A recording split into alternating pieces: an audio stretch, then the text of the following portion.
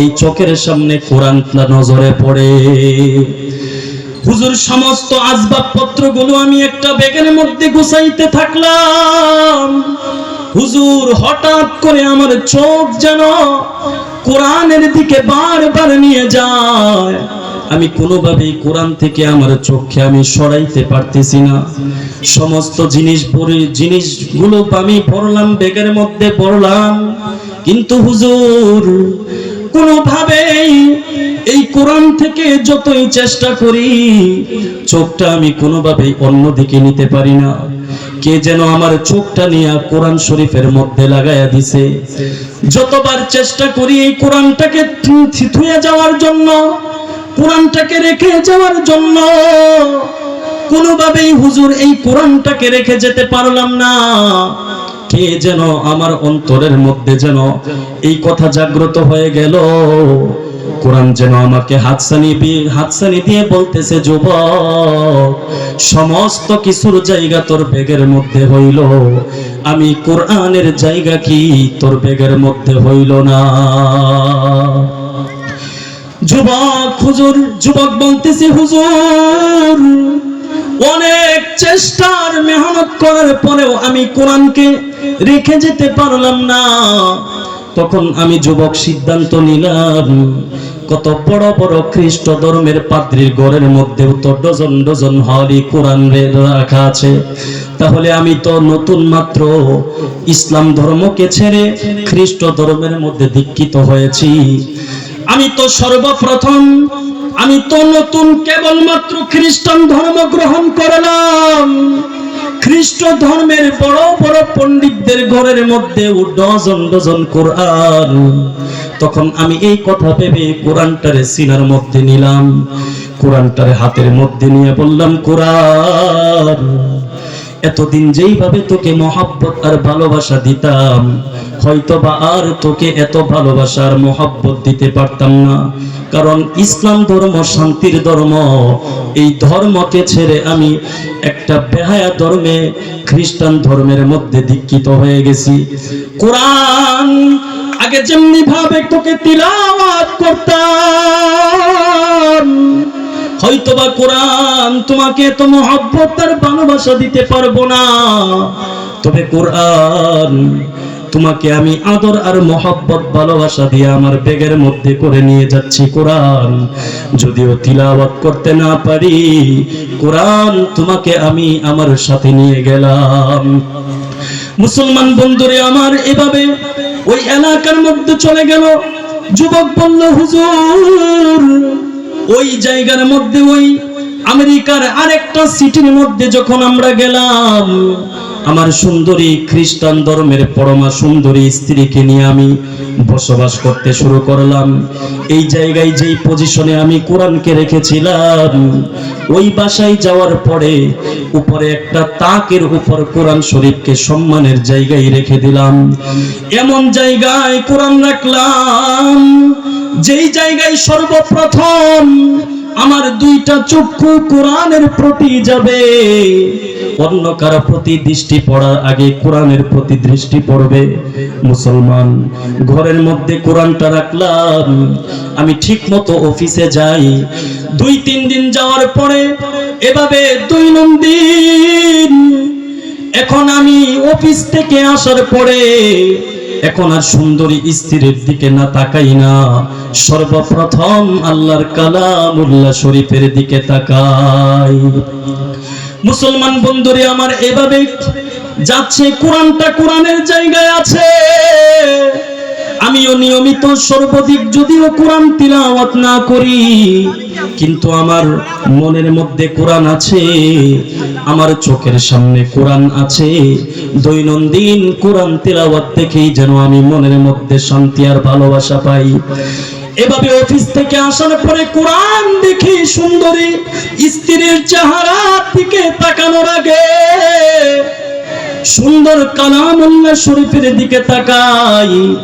এভাবে 1-2-3 বছর যাওয়ার পরে হঠাৎ করে একদিন আমি অফিসে যাওয়ার সময় কোরআনকে ওই তাকের উপর রেখে যাই, কোরআনটাকে দেখে যাই।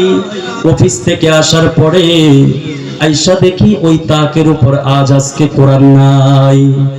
অফিস থেকে আসার পরে এখন দেখি ওই তাকের উপরে কোরআনটা নাই। হুজুর, আমি তো এমন একজন যুবক, যদিও কোরআন তিলাওয়াত ছেড়ে দিছি, কিন্তু মনের মধ্যে কোরআনের ভালোবাসা আছে। অফিস থেকে যখন এসে দেখলাম পবিত্র কোরআন শরীফ পজিশন মতো নাই, ওই জায়গার মধ্যে নাই, তখন আমার মাথা হেড হয়ে গেল। বিবি সাহেবকে বললাম, বিবি রে, এই কোরআনটা এই জায়গার মধ্যে রাখা ছিল, এই হালি কোরআনটা কোথায় গেল? বিবি উত্তর দে। বিবি সাহেব বলেন, এখনো পর্যন্ত কত তুমি কি মুসলমান ধর্ম ছাড়ো নাই? তার মানে বোঝা গেল তুমি এখনো ইসলাম ধর্ম ছাড়ো নাই, তোমার এখনো পর্যন্ত কোরআনের প্রতি ভালোবাসা আছে। যুবক ডাক দিয়ে বলেন, বিবি, আগে তোকে যেই প্রশ্ন করেছি সেই প্রশ্নের অ্যান্সার দে, এরপরে জানবি আমি কেন কোরআনকে ভালোবাসি। আগে বল, এই জায়গার মধ্যে হালি কোরআন রাখা ছিল, এই কোরআন গেল কোথায়? যখন বারবার চাপ দিচ্ছে, খ্রিস্টান ধর্মের পরমা সুন্দরী এবার বলতেছে, ও স্বামী গো, এই জায়গার মধ্যে আপনি কোরআন রাখছেন 3 বছর যাবত, একদিনের জন্য এই কোরআনে হাত দেন নাই, একদিনের জন্য আপনি কোরআনটা তিলাওয়াত করেন নাই। আজকে আমি আপনি অফিসে যাওয়ার পরে আমি পুরা ঘরটাকে সাফ করলাম, পরিষ্কার করলাম, ঝাড়ু দিলাম, অকেজো জিনিসগুলো আমি একটা বস্তার মধ্যে রাখলাম। আমি ভাবলাম এই কোরআনটা যেহেতু 3 বছর যাবত এই ঘরের মধ্যে পড়ে আছে, এটাও মনে হয় অকেজো, এই কারণে আমি পবিত্র কোরআনটারে আমি ওই ময়লার সাথে বস্তার মধ্যে ভরে একটা ডাস্টবিনের মধ্যে ফেলে দিছি। যুবক এবার বলতেছি, হুজুর যখন বলেছে ডাস্টবিনের মধ্যে কোরআন, হুজুর আমার মাথা, আমার কোরআনের প্রতি প্রেম আর ভালোবাসার আগুনের প্রজ্বলিত আগুন যেন পুরা দেহের মধ্যে ছড়িয়ে গেছে। হুজুর যখনই শুনলাম আমার আল্লাহর কালামুল্লাহ শরীফ ডাস্টবিনের মধ্যে ফেলা হয়েছে, তখন কোরআনের ভালোবাসার আগুন আমার শরীরের মধ্যে ছড়ে গেল, দাউ দাউ করে জ্বলতে লাগলো। হুজুর তখন আমি বললাম, বিবি রে, কোন ডাস্টবিনের মধ্যে কালামুল্লাহ শরীফ ফেলেছো আগে বল। এরপরে হুজুর আমি পাগলের মতো হয়ে গেলাম, কারণ আমি তো কোরআনের আশিক, যদিও খ্রিস্টান ধর্মের মধ্যে দীক্ষিত হয়েছি, কিন্তু কোরআনের ভালোবাসা আমার অন্তর থেকে এখনো যায় নাই।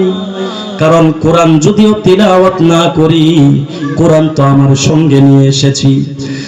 বিবি তখন বলল, ওই যে ওই ডাস্টবিনের মধ্যে কোরআনকে রেখে এসেছি।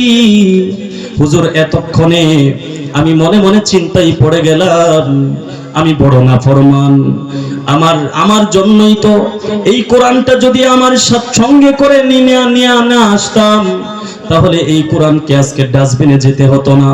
হুজুর আমি খুঁজতে লাগলাম, দীর্ঘক্ষণ পর্যন্ত খুঁজতে খুঁজতে কোনোভাবেই কোরআন আমার সামনে পড়ে না, কোরআন খুঁজে পাই না। আমি চিৎকার করতে লাগলাম, মা বাবাকে হারানোর বেদনার চাইতে কোরআনকে হারানোর বেদনা যেন আমার বেশি। বারবার খুঁজতেছি, যখন কোনোভাবেই খুঁজে পাই না, দুটো হাত উত্তোলন করে মালিককে ডেকে বললাম, ও মালিক, অপবিত্র হাত তোমার দরবারে তোলার মতো ক্ষমতা তো আমার নাই। ও আল্লাহ, পবিত্র জবান আমার নাই, এই জবান দিয়ে তোমাকে আমি কেমনে বলবো রব?